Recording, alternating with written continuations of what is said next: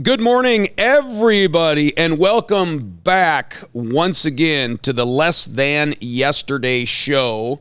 I'm your host, Joe Braymeyer, with special guest Adam Stoll here this morning. Good morning. Morning. I'm going to check a couple quick boxes here. Make sure you are liking and following and doing all the things. And if you are going to be watching this morning, which I'll wait for maybe a couple more people. Casey, if we get any people watching the live this morning, give me a subtle cue like this, and I'll tell them to share the post. But in the meantime, if you're watching the re-recording of this or the replay back, and if you're a TikToker, Joe Braymeyer on TikTok, Joe Braymeyer on YouTube. Certainly you're watching here on Facebook, Joe Braymeyer, Instagram, all the things. It just feels really whorish to say all those things. I know we're trying to create something here, but like when you're saying your own name and that's the name of the platform, it feels kind of slutty. Right. But I'm kind of a slut, you know. I don't mind. Good morning, Adam. How are you? Doing great. Little early, but yeah, we can do it. It feels good though. Yeah, I guess. Can I let you in on a little morning routine that I have? Yeah. So I have about a 37-minute drive from driveway to driveway to get here in the morning. I have started implementing, like, have you ever gone and got a massage? I'm sure you have at some point, right? Yeah. You know that ambient noise that they play in the background with the pan flutes and the creek, the babbling creek and all that? I've been listening to that kind of music. It's kind of awkward. It's weird. It sounds like to picture me doing it, but on the way in, when that's just like the noise in the background, it's amazing how many thoughts can come to your mind. Oh, I guarantee it. And it's kind of nice. You know, you can't blast Cinderella every morning on the way in. You get too amped up. Well, when I worked at Elliott Aviation in the Quad Cities, I loved it. Actually, I loved the drive. It was kind of nice. Yeah. And everybody's like, I can't believe you drive all the way up here. Well, it took me like 25 minutes from Muscatine. And people that lived over in Bettendorf, it took them like 35 minutes to get over there because the 74 bridge. Oh. And I was like, well, it actually doesn't really take that long. It takes you longer to get here from Bettendorf than it does for me from Muscatine. You already told me something I didn't know about you. You worked for an aviation company? Elliott Aviation up in the Quad Cities at the airport up there. What do they do? What did you do? Painted airplanes, corporate jets. Really? Yeah. We painted like just any corporate jet out there, like John Deere's corporate jet. We got into some of the NASCAR guys who did Dale Earnhardt Jr.'s plane. Really? Yeah.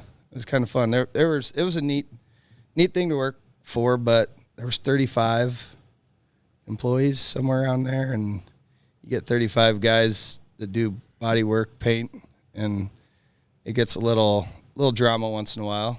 But I ended up I laid out the paint schemes. That was at the end of it. I worked there about 6 years. Wow. Mm-hmm. I'm sure they're still around. They are. Yeah, they're a good company. You just wouldn't think that there's that big of a demand to be painting that many planes, or is a plane such a big project it takes a long time to do?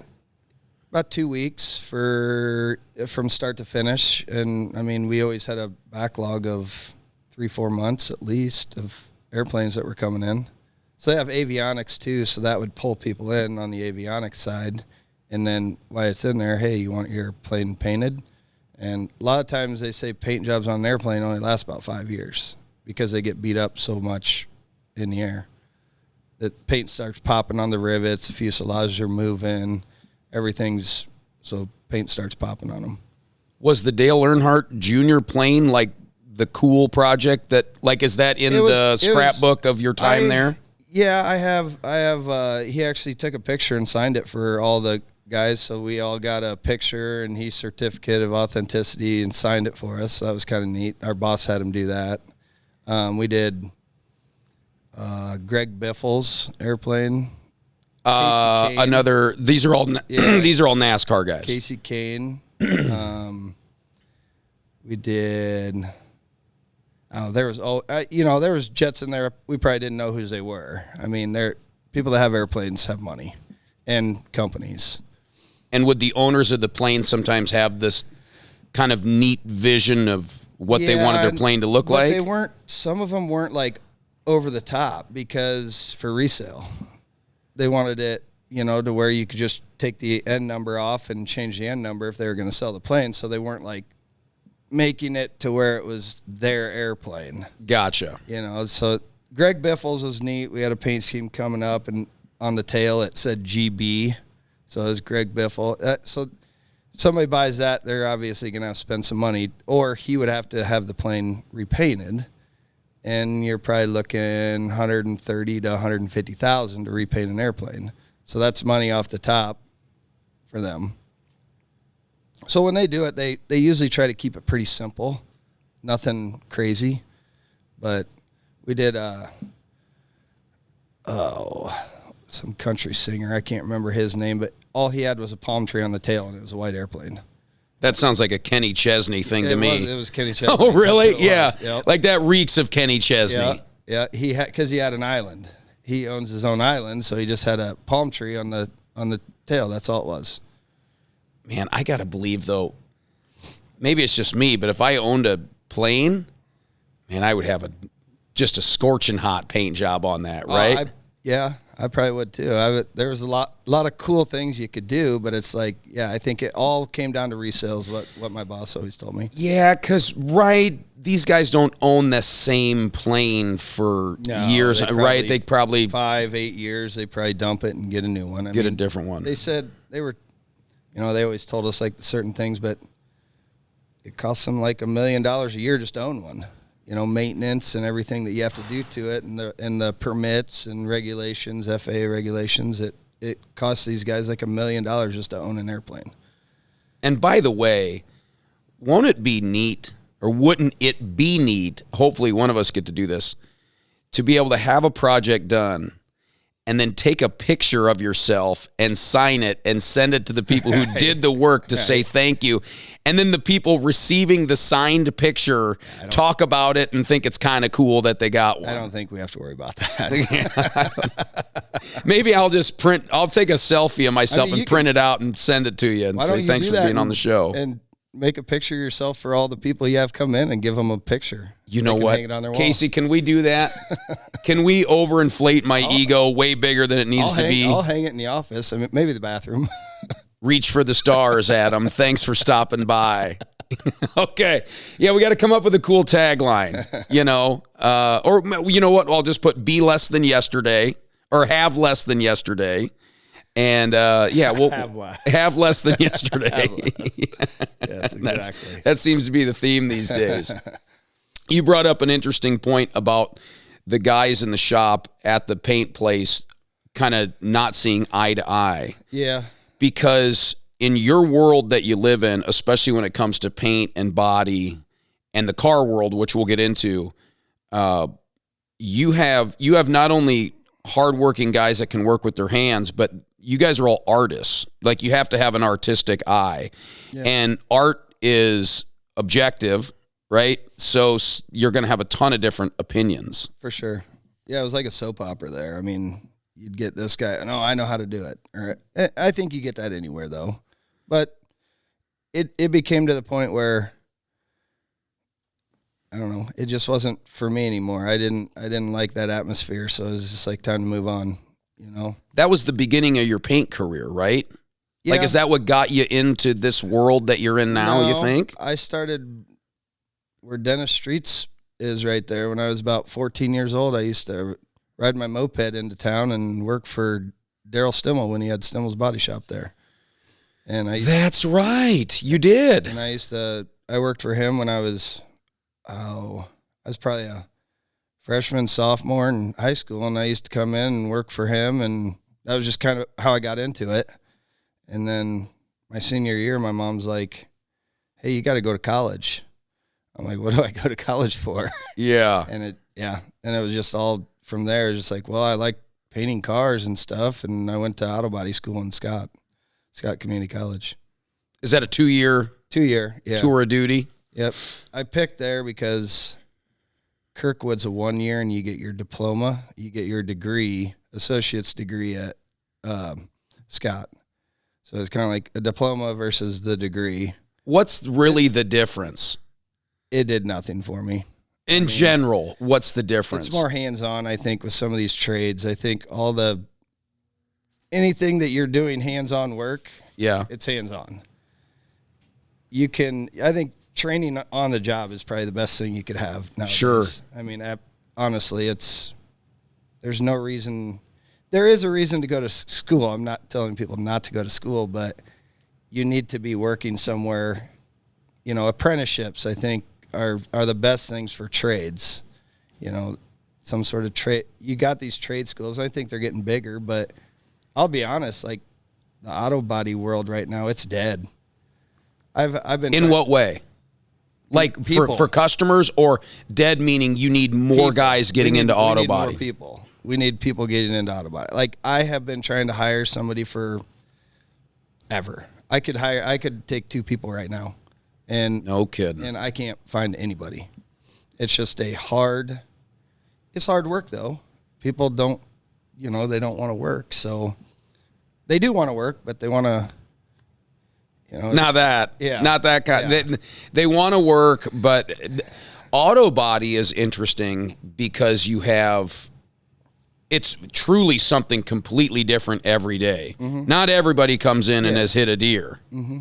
So, and every car brand is different, right? Everybody does it and it's getting harder too. I mean, everything with all these safety things, it's honestly, it's kind of mind-blowing, some of the things that people don't understand what these cars can do. I mean, your windshield, it has all this collision stuff in it. So when you break your windshield, you have to get your windshield replaced. Well, then we have to reprogram it for all the collision. It's a safety option on all the cars now, and it's going to cost you, $500-$600 to get it calibrated. Okay, rewind that back. Cracked windshield needs to be replaced, which you guys do. It's not just put in a windshield now. It's put in the windshield, and then it has to be calibrated it's got these sensors in it. Yeah, talk about that. So there's sensors within the windshield. Yep. It's not just a piece of glass anymore. No, and it's there's so many things that we have to do and know that it's. I mean, your dad knows with certain things. We got to keep up on this stuff. If you don't keep up, you're going to fall behind, and you aren't going to compete with anybody. It's tough. Richie Kramer was in here. Is it Kramer or Creamer? I've always said Kramer. I think it's Richie Creamer. I think it's Creamer. Yeah. Let's get that right, because I said Kramer too many times. Yeah, because he does all the bus stuff. Yeah. So he was in here, and off camera, we had just as good of a conversation after the fact as we did while we were talking.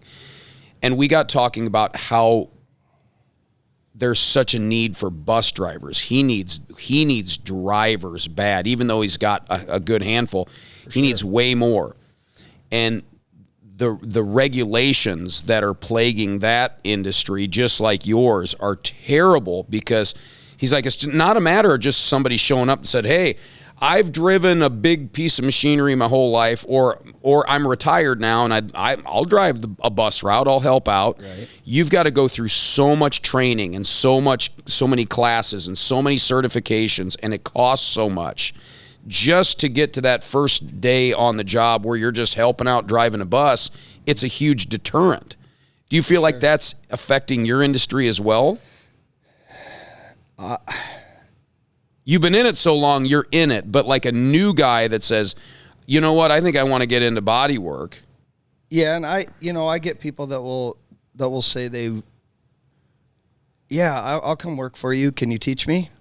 Well, I'm not saying I can't teach you, but I'm kind of looking for somebody that knows what they're doing. Yes, or has an idea what they're doing. Yeah, like go to college and go into that trade if that's something you want to do, and learn a little bit of the basics, and then give me a holler. Yeah. I don't have time to be the teacher. I'd love to, but when I got 7 to 10 cars running through every week, we got to get those cars done. I can't just it's hard. It's hard. I have my son working for me right now, and he's he didn't go to college, so he is in the learning, training part. And to hire another guy and then have, okay, now I'm just might as well just turn into a college if I'm just going to have a bunch of kids work for me that don't know what they're doing. But yeah, it's just tough. I mean, honestly, we just kind of go with the flow now. I like what some of the big trades are doing. The electric world, the plumbing world, they're plucking these kids right out of high school. For sure. And they're saying, you come work for us, or we'll pay for your college, but the deal is, Deere does this. Yeah. We'll pay for your college, but the deal is, when you're done, you're coming to work here. They have a little contract they have to sign. You have to work here for 3 to 5 years or whatever it is. But yeah, I like that. That's not a bad thing, but I don't want to go. I would probably do that. Well, the big companies can do that, right? They have a huge budget to do those kind of things. I would probably be willing to help with something like that, but I don't know. This world's just so different anymore. Well, and it can be crippling for a small business. I mean, start saying, "Oh, I'll start paying for tuition, just come back and work for me." Oh man, that's a heck of a risk. I mean, I'd quit doing what I do, and if you're going to send me to college to work on these. Yeah. You don't have to work out. You don't have to go to college to work on fitness equipment.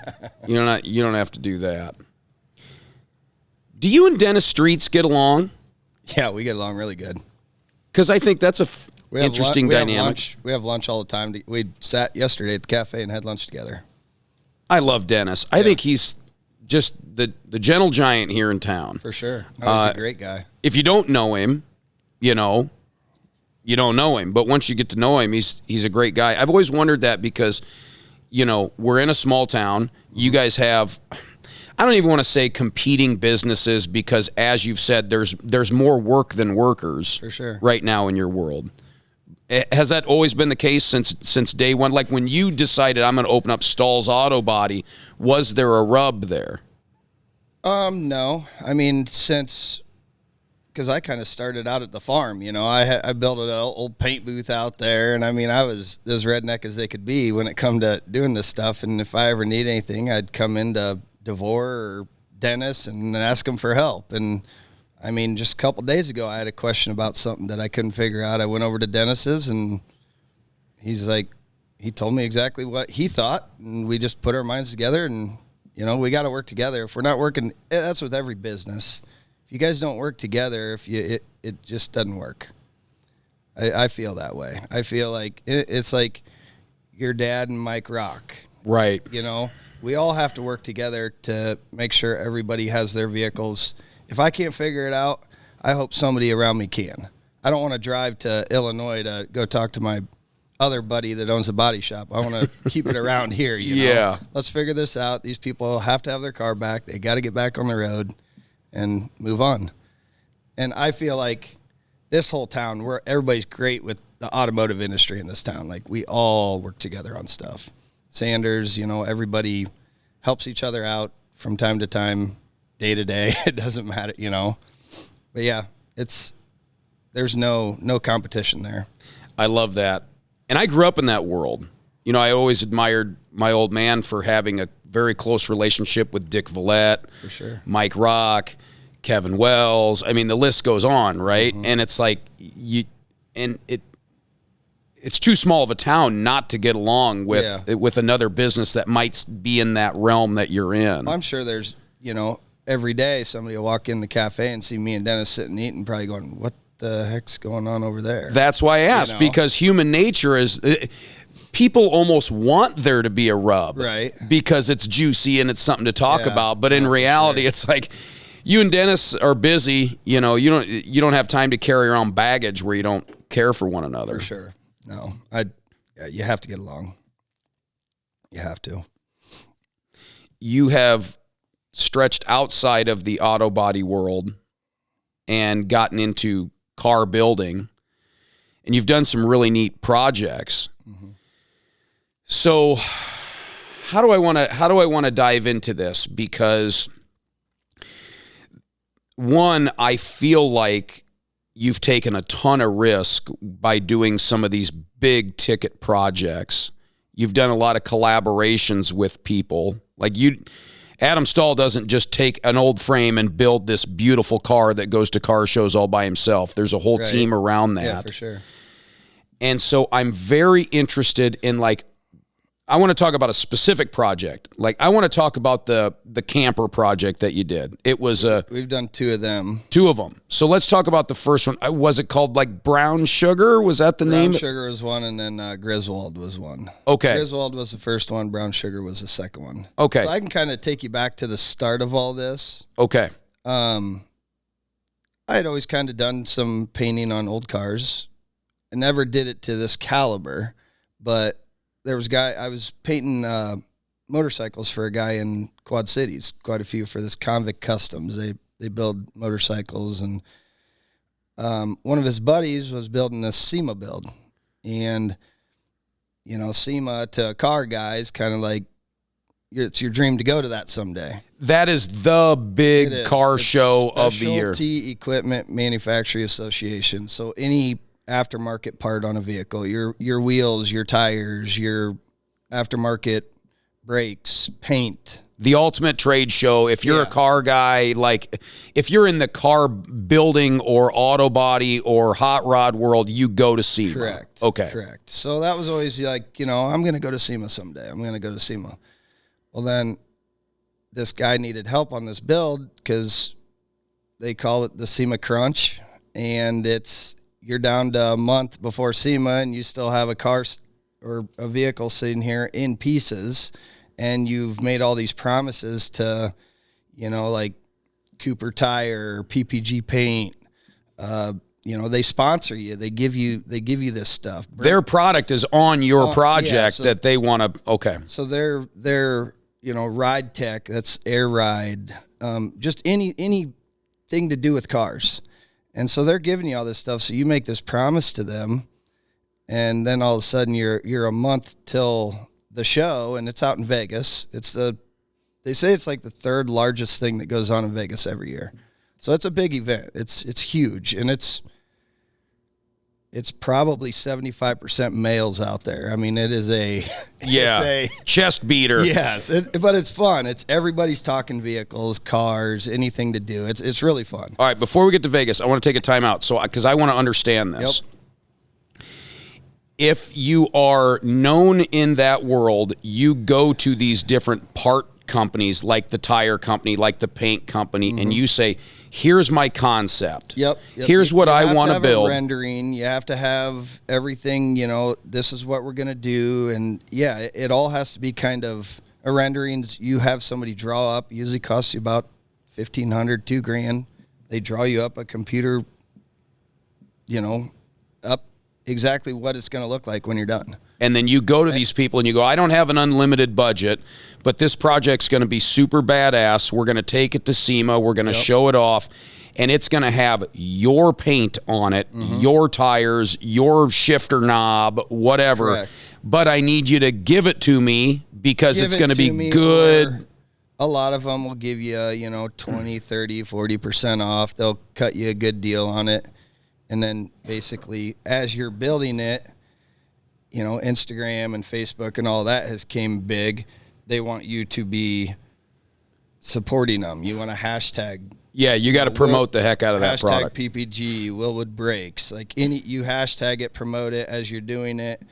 You know, so that it's kind of, there's a lot of money that can be thrown into it. So the first one we did, Craig goes, hey, I need help. Craig is the guy who owns the custom shop in the Quad Cities. Yep, okay. Craig Piggott, great guy. One of my best friends. He, I didn't know him from nobody, never even knew him before. And I get this call. I said, yeah, I can come up there at noon. I'll take a look at what you got. And I walk in and I went, holy cow. I go, you have like 3 weeks. This has to be done. I mean, it was in wooden frame, and I mean, it would have blown your mind. And I'm like, that, you need like 3 years, you know? And it didn't matter to him. He pulled guys in from Pennsylvania. He flew guys here. He's like, we're getting this thing done. It doesn't matter. And he taught me a lot that year about, like, integrity, and you tell someone you're going to do something, you do it. And we busted ass on that thing till midnight. We'd come back in at 4 a.m, and it was just nonstop. I pretty much put my shop. I had guys working for me. I'd come here in the morning.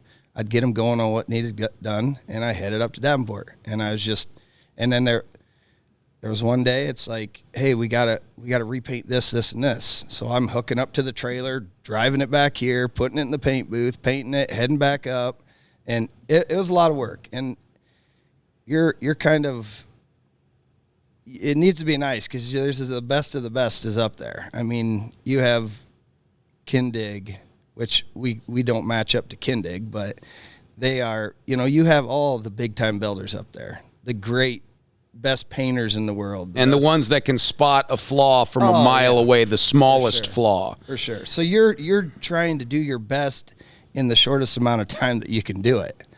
And that's what I had a hate-love relationship with it, because we'd get down to, a month before the show and we're not even in paint yet. And I'm like, dude, this takes a while, but we always got it done. We made the show. We did 7 or 8 of them, and Craig shut down the rod shop. There was no money to be made in it. I mean, he was losing a lot of money. Here's kind of, so you build a vehicle. You have, let's just say, like the B100 that we built. It was that suburban looking one. We had close to $325,000 in that, and it went through at Barrett Jackson for $135,000. And so basically, to let people know, don't have somebody build you a car because you can buy it for half the price. Right. I mean, it's just every vehicle that we built sold for half the price of what we had in it. So, and that was the B100 project. Yep. Right. So on that B100, it was kind of like a bluish gray color slam down Suburban, which was super cool. El Chapo, that's right. And it had a Corvette engine in it, didn't it? Or something like that? A Coyote. Okay. 5.0 Mustang motor. Okay. Super fast motor. Yeah. Newer Mustang motor with all the vehicles we did had brand new chassis underneath them, so they weren't like an original chassis. They're basically like a resto mod. It's a brand new components with an old body sitting on it. I'm interested in the financial aspect of this too. So when you say you've got about 3 1/4, $325,000 wrapped up into El Chapo, not you, but the group, right? And then it goes through for a third of that, essentially.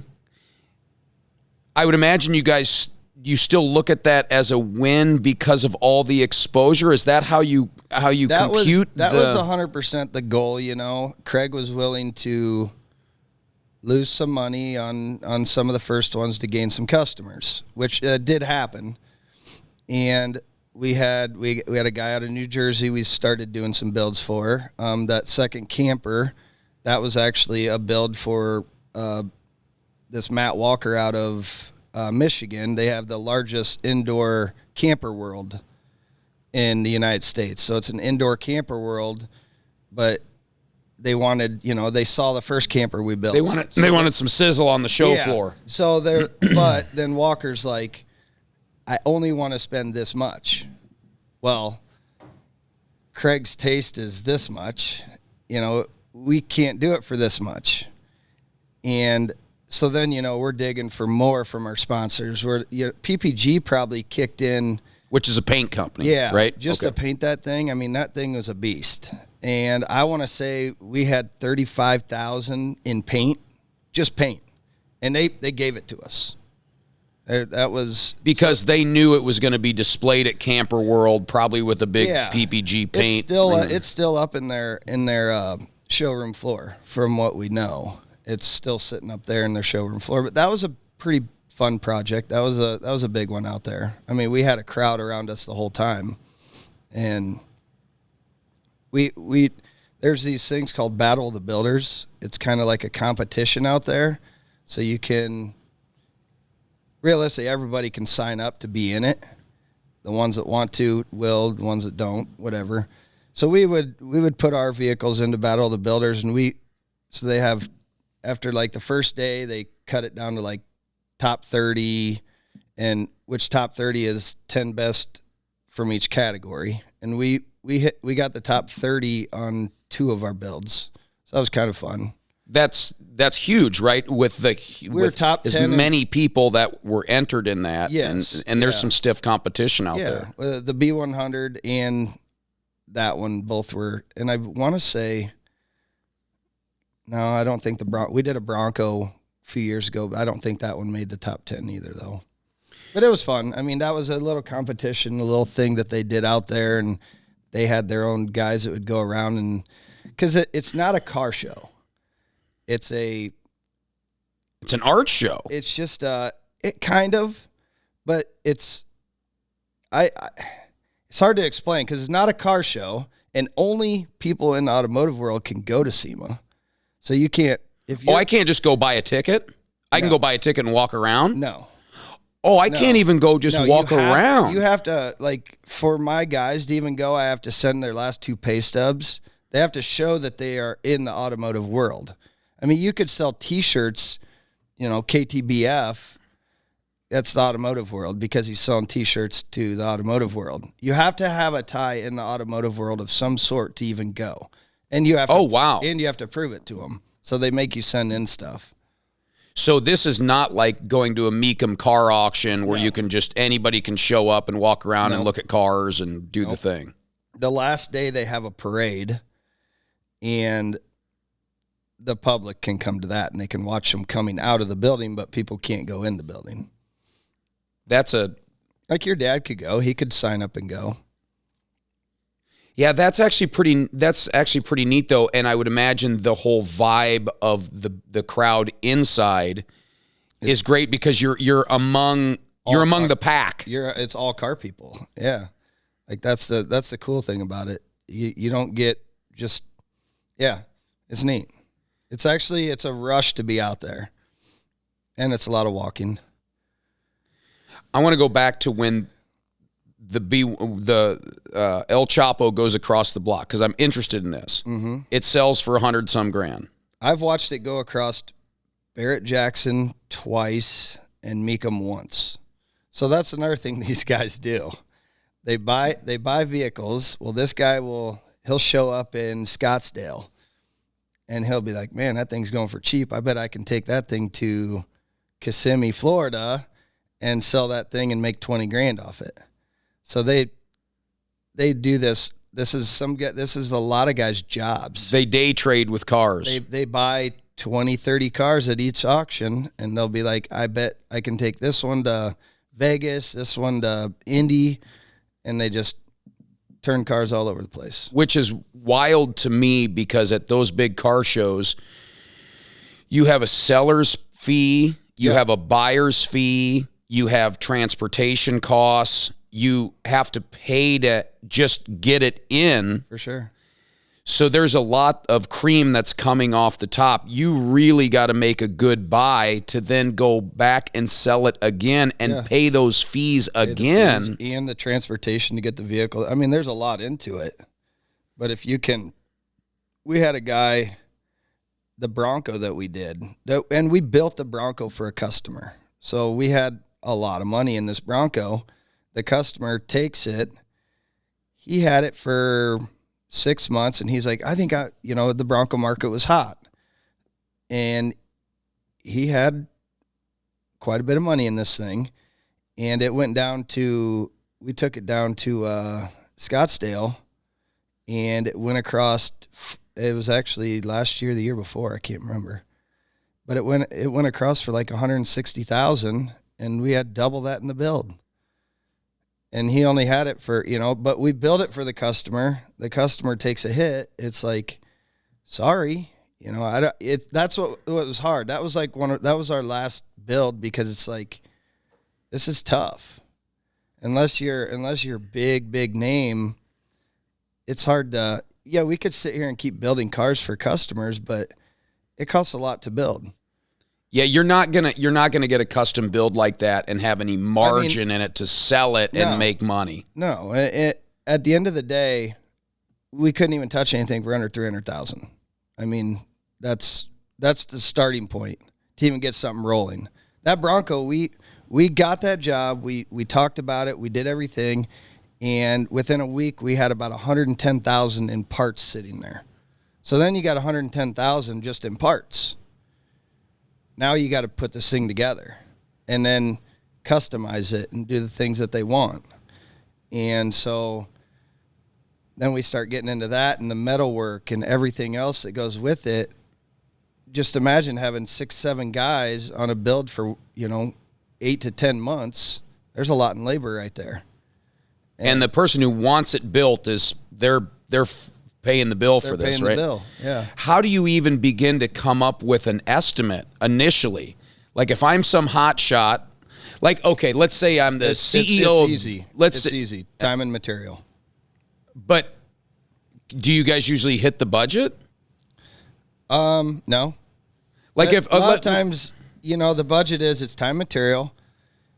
Every couple of weeks, you meet up with them. Here's where we're at. You send them pictures. You do this, and then they're the type of guys they know they'll just cut you off. They'll be like, "Hey, I just want to stop on the project for a while," and okay, that's fine. You start going on someone else's. These guys during COVID, we had a couple projects that the guys were like, "Hey, let's put a halt." I don't want my employees that I'm laying off seeing that I'm building cars. Sure. So they have respect for that too. These guys have money. They have deep pockets that they're smart though. They have money because they're smart, but we're also being upfront and honest. That's the big thing is documenting everything.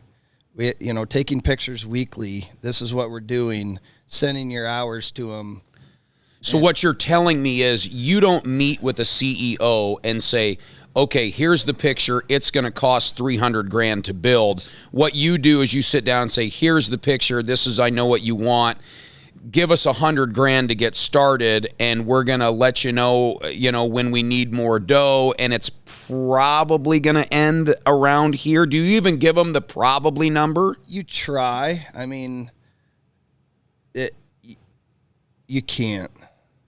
You can't tell somebody something that you're not, and that's where Craig, that's where it hurt Craig sometimes, because Craig would, I've learned that now that you can't, but Craig would try to, give somebody a number, and then all of a sudden you're over it, and then you got them, hey, I thought it was going to be this. Well, it's not. I mean, it's too hard to estimate something that is custom. You can't, there's no book you can open up and say, this is how long it's going to take to customize this hood. We built a dash. I know Craig had a dash that he was doing for this customer in the Chevelle. And he had 4 weeks building this dash. Customer came in and said, I didn't like it. And then what? You take that dash and you throw it in the dumpster and you start over. And does the customer say that I don't like it, throw it away, I'll keep paying you to make me another one? Or that's where the tough part comes in? Sticky and hard. Yeah. It's like, what do you do? You almost have to have, a bunch of signatures and go over this and go over that and have like 3D printers. And, there's a lot to the game when you're really getting into it. But, we always had good customers where they're like, well, I don't want you to, eat all that. And I always became really good friends with the customers too, because I'm the paint guy, I'm making it look pretty. So I had a good relationship with them, and I would talk to them daily, every other day about what's going on. I tried to keep, me and Craig worked very well together, and it was fun. It was really fun.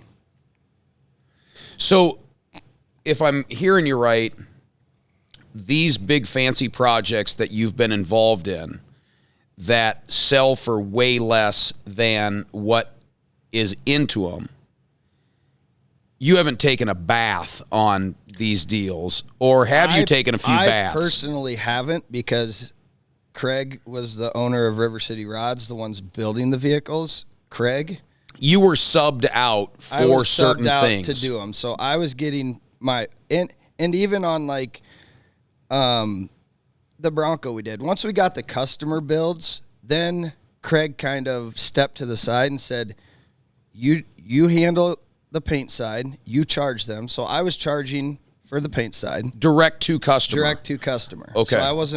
So I wasn't subbed out in those jobs.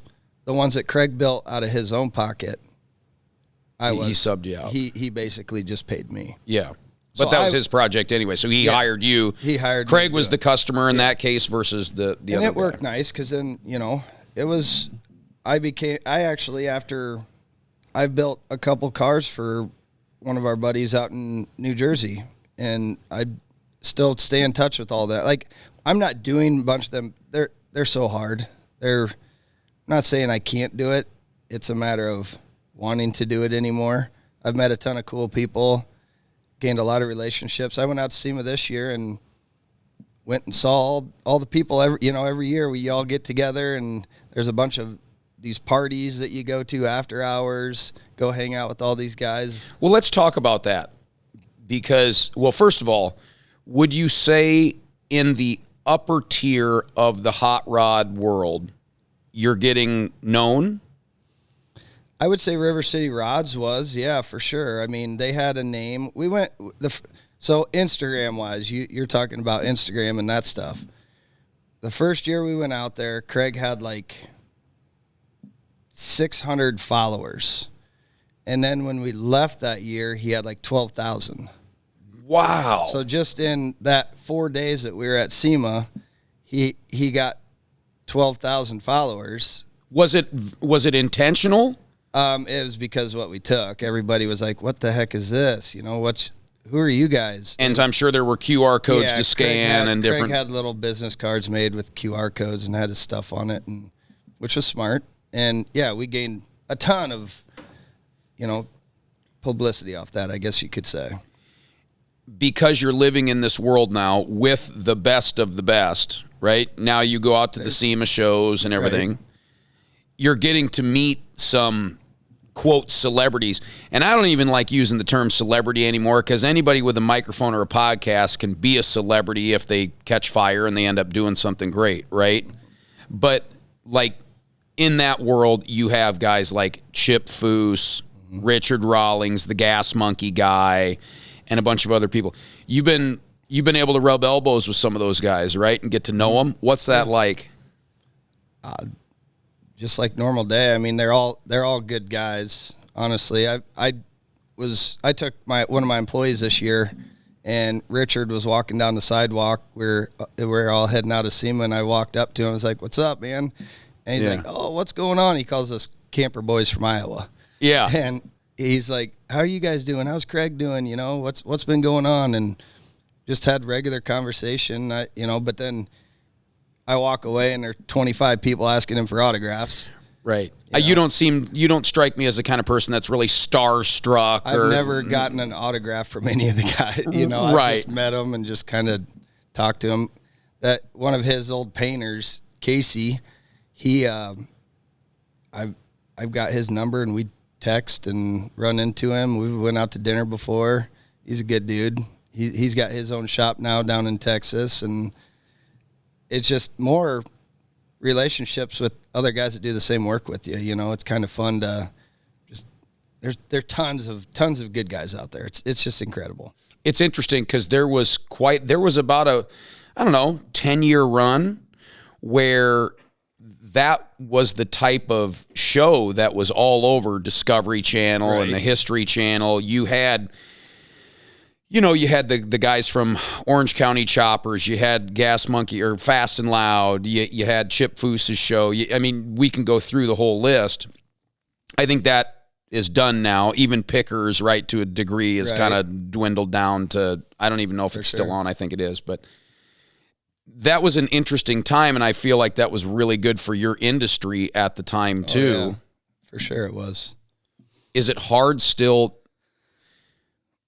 being in that world and building these crazy builds and being part of these couple $100,000 projects, but you still have a business to run in Wilton, Iowa? Yeah, that got sticky, and that was always the toughest part to balance that. I mean, there was times when we got into some of these builds that we did this 51 Chevy and the El Chapo at the same time, and literally we had like 2 months to paint 2 vehicles and put together. We had the cops coming out here in town wondering what the heck we were doing at 1 o'clock in the morning. Shop doors open. I got 8 people in there. We're sanding. I had a camper out front. This guy from Pennsylvania brings his camper, and he's living in his camper. You know, it's just like, we're just doing what we got to do to get these things done. I mean, it is, my wife was good. She would make us dinner all the time, bring dinner, potlucks. We'd have it, like, nobody knew what we were doing. They're like, what the heck's going on? Why are all the lights on? Where, you know, but it was fun. We enjoyed it. We'd crack a beer at night and have a good time while we're doing it, you know, but it was hard work. It was something else. And you weren't getting rich off of it. No, not at all. No, you were hoping, I would assume, to break even at the end of those projects because it was good publicity. Well, it's like anything I do. If you get in a wreck with your truck, I want to see the end product. It's like when you start that, you want to see the end product. We know what it's supposed to look like on the pictures. Now we just got to get it there. I'm struggling with, on a much smaller scale, I'm struggling with the same kind of thing right now because I love this podcast thing, whatever this is. I'm enjoying it. I feel like the community's kind of enjoying it. I have different, and I know different people are watching different guests because there's different interactions. For sure. You'll see people engaging in videos that have never engaged in a video, and it isn't because of me, it's because of the guest, right? We'll have people engage in this video because you're here. I have a passion for this, but there is that sense of guilt that even though I'm still doing Treadmill Hero stuff during the day, I don't want my staff to feel like I'm taking time away from Treadmill Heroes and what needs to be done on the day-to-day business to do these other projects that I feel really passionate about, that I really want to do. And I would imagine you struggled with that too, and you probably still struggle with that. Yeah, it was, I think, I look at it as that's my passion. Like you're saying passion is doing this. That was my, like, I love working on old cars. There's just no money in it. Like nothing against nobody, but nobody has money they don't understand what it takes. I mean, you tell somebody $10,000 to paint a car and they're like, for paint? I'm like, how much is paint these days? It's like it's not all about just the paint. Yeah. And I'll just say it. I won't hardly touch anything for under 25, 30 grand. I mean, it's just, you can't do it. There's so much time and materials and everything that goes into it. I got to, it's like anything you do. You got to pay the overhead. We got to keep it going. So it ain't worth doing it, to be honest with you. And once I got into that, it was like, okay, my dream's always been to go to SEMA, and now I can actually paint something and have my name on something at SEMA. So that was a big thing to me. And I think that's what drove me. And that was more my passion. I love old cars. I love doing the stuff, but I'd rather work on an old car than fix an F250 deer hit and be like, oh, look, check out, I put the original headlights, and it looks like it did from the factory. Looks brand new. Yeah. So I mean, that's not fun. That's where I make my money, yes, but that's not always fun. That's not what I love to see. So I think that drove me, and I'm a pretty easygoing boss. So everybody's, they all respect me pretty good. And I've had 7 employees and I'm down to 2 right now, so back then I had like 5 employees. So it was kind of easy. I could leave, I could go do that, which I'm still making money. I'm still running the shop. I'm still doing everything I can, but yeah, it was a tough juggle doing it all, but it was more my passion. And I'm like, I'm going to go after it. That's all you can do. It is hard though to get over that hump of, man, I don't want my staff to feel like I'm not doing this and taking care of business here because I'm doing that. You just have to be aware of that as a business owner.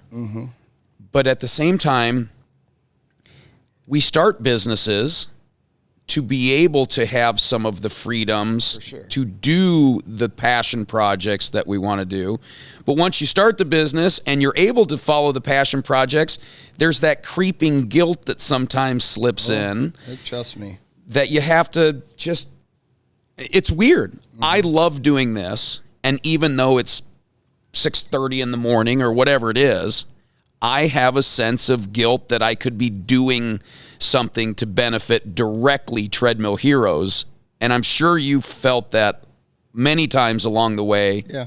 And you still do when you're out of shop, still doing what you do. It's a weird thing to get past mentally. I think it's just, I think that'll always be there. I mean, I think that'll, like, I was watching your guys' cast last night, you know, Moose saying, you know, the things that he was saying. It's like, and I actually was listening to that, and I was on my way home, and my daughter, she had asked me, one of her friends were having a birthday party, and I'm like, not tonight. And I ended up taking her because I was like, I listened to Moose say. That's great. Moose goes, you know, just 15, 20 minutes a day. If it's an hour, do something with them every day. And I was like, I felt guilty. Yeah, I know. And so I went home and I go, Addie, get ready. We're going to go to the birthday party. She's like, oh, okay. Yeah. It made you feel great. Yeah. Then I was like, God damn it, Moose. But yeah, no, it's just like that. I mean, everything that we do, it's not as easy as everybody thinks it is every day. I'll tell you that. I had Matt and Melise in here who own Wilton Total Fitness, the gym here in town. And I told them, I'm like, you know what? It takes balls and guts to own a small business, and it takes big balls and a lot of guts to own a business in a small town because everyone is watching. Oh, and there's no, from a public opinion standpoint, there's not a lot of upside because you're always going to have plenty of the sayers of nay. Why do you think me and you both moved out of town? Well, moved out of town. Yeah, I mean, that's true. I honestly, I love the town of Wilton, but it's nice to get out when I'm done working and go do my own thing. Yeah. It's crazy though, because like if let's say Stoll's Auto Body becomes nationally renowned, like you guys are just like you're the paint guy, right? You're going to have your inner circle of friends that are just truly happy for you. And then you're going to have a lot of people that are going to go, geez, that guy's making too much money, right? Yeah, and you get that anyway, right? Like it's an interesting thing. But if your business folds or fails, there's people that are going to be like, well, we knew that was coming, Mr. Hotshot Hot Rod Builder, you know that they just don't understand the things that we've already talked about. It is you gotta have plenty of armor, and you've got to be totally good with the sayers of nay, knowing that I'm totally comfortable with who I am and what I'm doing, and I kind of get off on the naysayers. It's kind of fuel for me. But how do you navigate that through your head? Because you are a small town business owner, right? That still has your neck out there. You still got to take care of business. It kind of brings me back to when we were doing these builds, and then you build a camper, and then it's on Instagram. Well, Craig, he's one that doesn't hold back on nothing. And somebody would say something negative on Instagram, and kabam, he's attacking them. I'm like, hey, just let it go. Let it go. And there was so many times that, oh, look at that. That thing can't go camping. It's a low rider. Well, we built it to look cool. It's art. It wasn't to go camping. Come on. And he would just go after people. And I'm like, you can't do that. Almost silence is better sometimes. Just sit back. Oh, sit back and just kind of laugh and giggle and be like, whatever, Yeah. But yeah, that's kind of on the same aspect of what you're saying, though. On that note, I've grown to love the negative comments just as much as the positive ones. Because, well, I'll tell my dad this, because my dad has his ear to the ground here in town on a lot of things. Oh, yeah. And I'll always say, yeah, but that means they watched. That means they're noticing. Yeah. Like, whether you hate it or you love it, whether you hate me or you love me or you're somewhere in the middle, I don't know. I've always subscribed to talk good about me, talk bad about me, but please just talk about me. Right. You know? And I say that jokingly, but it's true. You almost have to embrace the suck sometimes. Right. You know what I think needs to happen is I think you need to be interviewed on this sometime. I'm not that interesting. I think people need to know more about you, though. I mean, you're finding out about everybody. I think you need to find out about the whole treadmill heroes, and because I've always kind of wondered about it. Like, well, I'll give you one question. What do you want to know? See, I'm not that interesting. It could be, though. Like, I don't understand it. It is an interesting business. I don't get it. And I'm sure we'll have to have, we've heard that a couple times, haven't we? As far as people saying, Joe, you should be interviewed.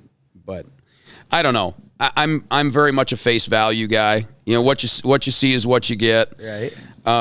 Maybe I don't hold enough back, but it is a niche business, but it's a good business to be in.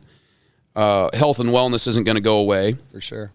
Cars aren't going to go away, you know. But yeah, back to that point, you do have to embrace the suck sometimes. Mm-hmm. And it's hard to get past some of those naysayers because they don't understand. Like, and when we started talking about the car thing with especially El Chapo, that was one where, because I saw that around town a lot. Mm-hmm. And even me, I had this misconception that was Adam's project. Mm-hmm. Like, that was yours from the ground up. And I thought to myself, he's going to lose his ass on that. But it's almost by design. You guys go into these projects knowing that there's no money to be made across the sales block. There can't be any builder out there right now that could say, I'm going to go build this and make a bunch of money. It's to gain customers. That's what the whole point of it is. I mean, and then once you get the customers, then you're golden. Then you're fine. We had the customers. We had everything going in the right direction. It just people. It was hard to find people to work. Yeah. You know, Craig was going through guys, and it's this industry that's very tough. So he bought another vehicle. We're kind of downsized. Now we're doing a car instead of a camper. So you have a current project going on. Craig bought something, and it's in the works right now, and probably next year, probably later on this year, he was talking about maybe reaching out to some sponsors and finding a booth to get in, and we're gonna try to do it, and just a few, tight little group of us are gonna do it, and not try to make it happen in 3-4 months. Let's build it in a couple of years and have some fun doing it. And so that's in the works right now. Will this be another big ticket build?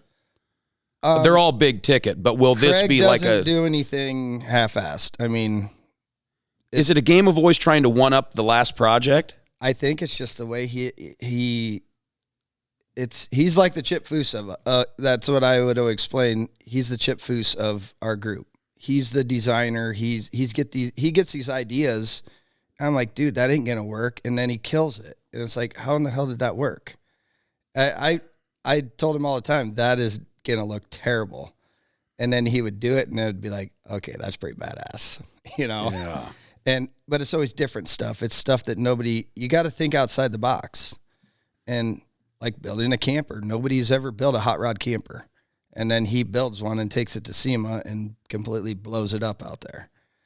You know, building a El Chapo that is these were only made in Mexico. They were a Brazil Mexican market, and so you don't see them up here, so they're very rare. That's right. That particular car, bone stock, is not just something that's sitting outside of a farm somewhere. There's I mean, a handful in the United States. There's not very many of them.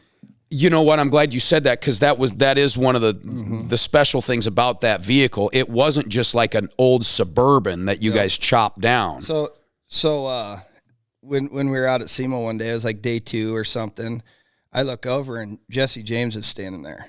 And he's standing there with his hands crossed. He's just looking up and down this thing. And Craig goes, "Hey, Jesse James, go talk to him." So I walked over. I was like, "What's up, man?" He's like, "What the hell is this?" Yeah. And I ended up opening the door, let him sit in it. And that was kind of neat, you know. That is neat. You get somebody like that has a pretty big reputation. He had no idea what it was. So throw people off with certain things like that. That's what Craig's mind does, is he thinks outside the box. And it always seems to work. But you get a lot of the guys that think it's terrible too. But you just kind of put that to the side. Well, I'll tell you, man, you've really carved out a name for yourself in that world. But what's interesting is you don't have a big car collection. Do you own a hot rod? Do you own a cool car? I just bought back one that we built after the first camper. I just bought a 57 Chevy truck that we built. At the time, I didn't have the money to buy it. Craig wanted to trade me some paint work because I'm like, "Dude, I love that truck." And he goes, "I'll trade you if you want to paint the next 2 vehicles, the 51 and El Chapo." But you got to eat everything. Yeah, I got to do it. And I'm like, "Dude, I don't know." So he sold it. And then this past summer, I was looking at Facebook, and the guy from Wisconsin that we sold it to had it on Facebook. And I called him and I said, "I want it." And so I went up that next couple days later and I bought it. Good for you. Yeah, just something to have fun with. Because I haven't had a hot rod. My brother's giving me shit about that constantly. Yeah. He's like, "You build all this cool shit, but you don't have nothing." So, yeah, I went and got that. And so me and the wife are planning on having fun with that. We took it out quite a bit last year. So you'll put some miles on it. Yeah. It's not going to be a trailer queen. Mm-mm. You'll drive it. I'll drive it. That's honestly what all the vehicles that we build, they're made for driving. And will you bring it to the car show this year? I can. Which, by the way, that's a quick topic I want to cover. The car show. Is this a tale of 2 car shows in Wilton now? The Mike Hoekstra Memorial. So Mike Hoekstra. And then, Adam, you have a car show, right? No. Oh. Just the Hoekstra one is the one that... So I used to run the one downtown for Founders Day. Okay. And then after Mike passed away, I knew his passion for cars, so I actually, instead of calling it the Wilton Founders Day, I just did it the Mike Hoekstra Memorial Car Show. So there is only one car show. Yep. So we did it downtown for a while, and then the Founders Day thing it was kind of tough. We were bringing quite a few cars, and there wasn't enough room, and they would change it up every year, so we just decided we go. Keith Sanders took it over a couple, 2-3 years ago, and I just let him do it now, and he moved it over to Bennett. Okay. Now, we're on a slippery slope here because we don't want anyone butthurt from the town. And Founders Day, and there's a lot of work, and there's a lot of different opinions, and a lot of... Founders Day is like a sacred weekend, but yet you have strong personalities involved or not involved that want to be involved. There's a little tug of war with that. Yep. So what ultimately led to the car show? Because to me, Founders Day should have a ton of cool old cars downtown. It's a good aesthetic. It's something fun to go do. And now it's not there. Why? Because it's not just about parking. Like, that seems like a dumb problem to have. Like, where's the rub? I couldn't say one, like, it got more... There's politics involved, right? Yeah, it was a little, and I'm not one that likes to argue or anything, so I just kind of say okay. I'm an okay type of guy. Yeah. I don't like to, and I was on the chamber, and I was on they voted me on one time, and I was just like, all right. So I went the first couple, and I was like, yeah, this isn't for me. Yeah, you know, I was meetings and stuff. Well, I didn't mind that, but it was just like, there was just, it was just tough. Tug of war, yeah, right? There's tug of war going on. It was like whatever I would say, they already knew what they were doing. Mm-hmm. So it was like, you're not getting anywhere. You can try, but it. And then I was on the Founders Day committee and that, and it's like I ran the car show. That's what I did. But yeah, I just kind of shied away from all that now. And I gave it to Keith, and then Keith is the one that moved it to Bennett, which I wish it was in town because it is the Mike Hoekstra, so it should be in Wilton. I agree with that. Yeah. Craig, my buddy, bought the bar up in Bennett, the hot rod guy. So that's why we kind of moved it up there. Okay, then there was a tie-in there. And, Craig, the hot rods and this, and so we moved it up there, and it was fun. But now Craig sold the bar, so maybe this year we can. There has got to be a way to get the right people together to get the car show, because the parade brings everybody. Well, it should. Like, that's another thing that I'll talk to someone else about. But like, the parade should be then bringing this wave of people downtown, and with that. That used to happen. That used to happen. That's what we had. I mean, we had. Let me ask you this, because I know you're being careful here. I get it. But was the parade timing part of the decision to pull the car show out of town? I think this year wasn't the parade really early. It was either really early. It was to me. It was too early. It was a different time than it used to be, which was fine. That would, But it was different because now people come down a little too early, and there's not as much to do. If we would have had the car show this year, because I was down there this year, it would have been packed because the bags tournament was going on. I think that the parade was like 10, 11 o'clock. It was, and where it used to be at 1. So we would do like the car show from 10 to 3 or something, but we'd try to do the awards right before the parade, there would definitely have to be something to where you could, because then they want to leave and go get in the parade. Some of the cars do. See, that's what I'm saying is, like, to me, a perfect, now there again, you don't want to have an 8-hour car show either. No, but doesn't it make sense? And man, I'm on thin. I'm treading in dangerous territory here, right? Can't you feel it? Can you feel the dangerous territory we're in? We're in small town politics, dangerous territory here. But to me, without knowing anything, and I'm naive to the whole inner workings of it, right? Because I only hear what I want to hear. So let me prop that up first. To me, if you have a car show that has all these really cool cars, shouldn't they go through all of them in the parade, and then they get downtown, and then they all park, and now everybody comes down and gets to more closely admire the car or cars they just saw in the parade. Yeah. And then that goes for a couple hours, and you can tie in beer drinking and bags and music and all the things. And that didn't happen because there was... One year we had a really good thing, and it did work out really well. Okay, what was it? They had us, the stage was clear down at the end. They had us go to the left there, and we were there and in the grass up by the depot and in that area. And I feel like that was a pretty good show. We were limited to probably 50 to 75 cars, though, because it's just not much parking. But the parade came down, and then it like flooded downtown. And it was perfect timing, right? It was later in the afternoon, it was early afternoon. Yeah. It all worked out somehow. But every other time it was like, where's everybody? We would try it at 8 o'clock in the morning till, all right, noon, we're going to do awards. Parade starts at 1. These guys can go get in the parade. The ones that want to, they come through, everybody leaves. Well, we did that one. I think we did awards like an hour after the parade.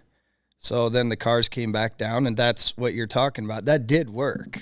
But then I think the next year, I was over it, and I told Keith he could run it. And so it's a lot of work. Now it's in. Oh, yeah, my wife would she was one that usually put all that together, and it would take her a month. I mean, to get everything set up. not saying we wouldn't do it again. It was just, I don't know. Founders Day just seems like it's changed. But it can come back. It can. We could put together, listen to me say, we could put together, because I'm not going to, here's the other conundrum. We don't have time to get involved in meetings and strategery on how to make this work. But I just feel like there's so many people that are interested in contributing to Founders Day. If there was a way where somebody could just say, okay, Adam, Jake, Keith, you guys are on the board of the car show, and you guys work together to make it. First of all, when is the best possible time to do it? Yeah, and you did this, right? Yeah. But when there starts to get other creeping opinions come in from the ether, you can easily go, you know what? I got enough shit going on right now. I'm not going to go home and stress out about the Founders Day car show. And so then you just kind of go like this and say, hey, with peace and love, we're just going to like take a step back. I think that's kind of what happened. I mean, yeah, it got moved, and then they're like, we're going to do a tractor show. Okay.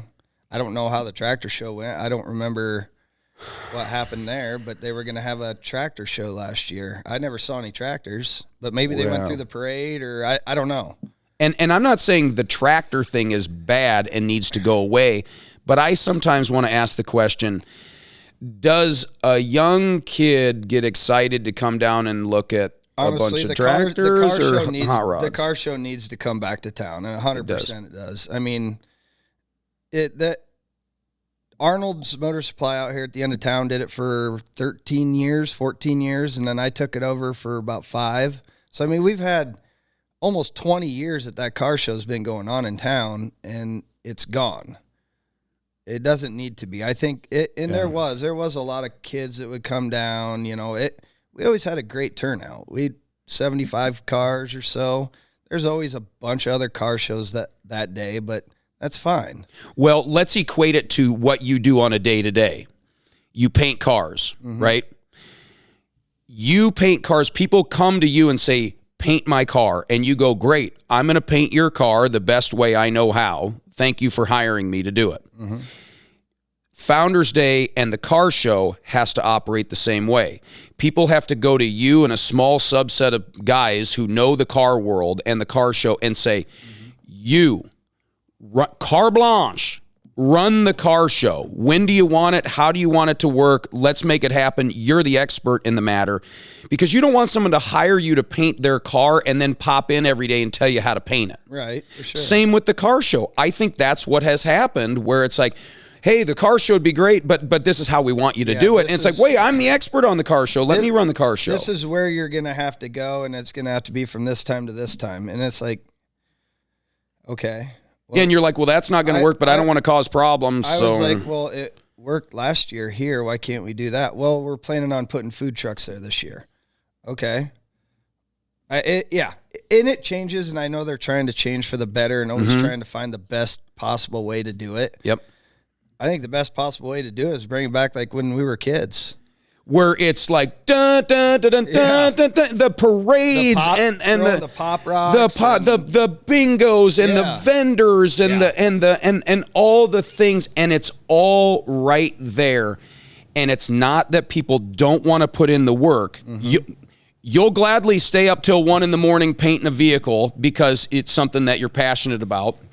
The passion is still there for the car show, but it's like, in its most simplest form, I'll take it to my household. Yes, I will load the dishes. But while I'm loading the dishes, don't give me suggestions on how I should place the plate. I'm loading the dishes. You've asked me to do something. I'm going to do it to the best of my ability. And if you can't trust me to load the dishes how I want to load them, then don't ask me to do it. And it's the same thing. I hope that, and everyone who's involved in Founders Day, their intentions are the best. They want it to be the best Founders Day. But we have so many valuable assets and key players in town where if you just said, do it, and I'm not going to tell you how to do it, you tell me how it needs to work, and we'll work around that. If you had that with all the different Founders Day things, holy smokes, you could have you could in 1 year, like by this year's Founders Day, you could have a banger. But people got to let go too.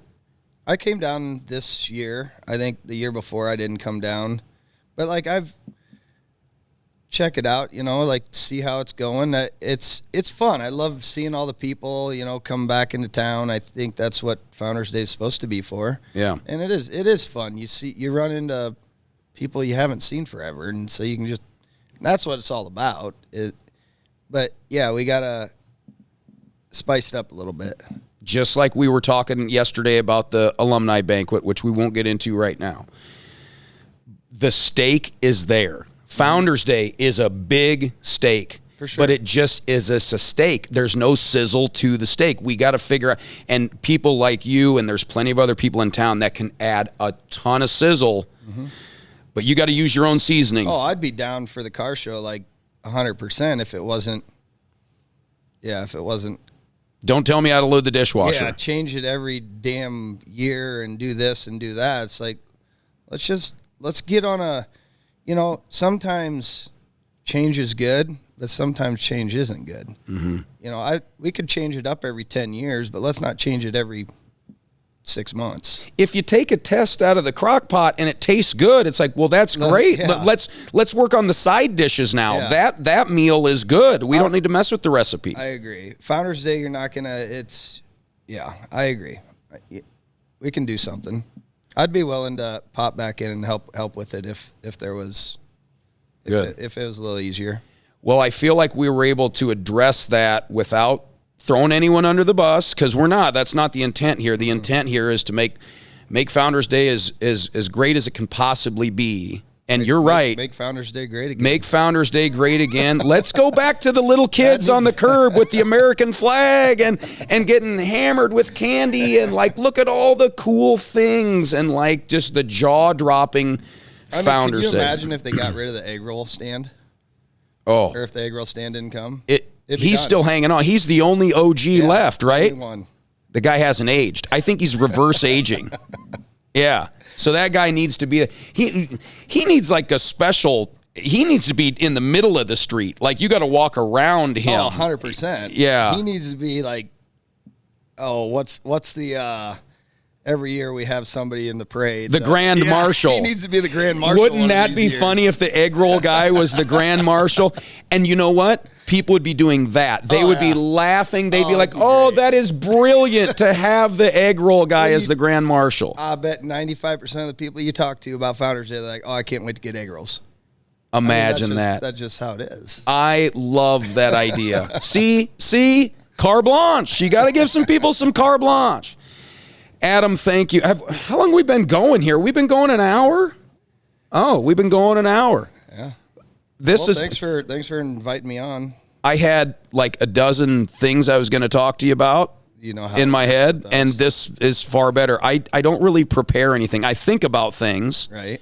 But I don't really prepare anything, and I think that's the way to do it. And you're a great guest, and I'm glad that you came on. Yeah. But now we got to go. Now we got to go carve out a buck today. Now we got to go work. I'm going to go try and sell some exercise equipment today to somebody. You're going to go paint some cars and fix some bumpers, and I got to go to Florida tomorrow, so I got to get some shit done. The snowy part? Siesta Key. I don't think it's snowing there. Is that way down there by the Gulf of America? I'll be looking out at the Gulf of America. All right. Well, send us a picture, and speaking of that, text me a bunch of pictures and stuff on all the vehicles we talked about, because when we repost this live, we want to bring in some so people can see what the heck you were talking about. So, yeah. Ladies and gentlemen, Adam Stoll from Stoll's Auto Body and Smiles. Thank you for coming in, man. I appreciate it. And we're going to do some housekeeping and take some pictures. Adam Stoll, everybody. Thank you. Thanks man. You bet.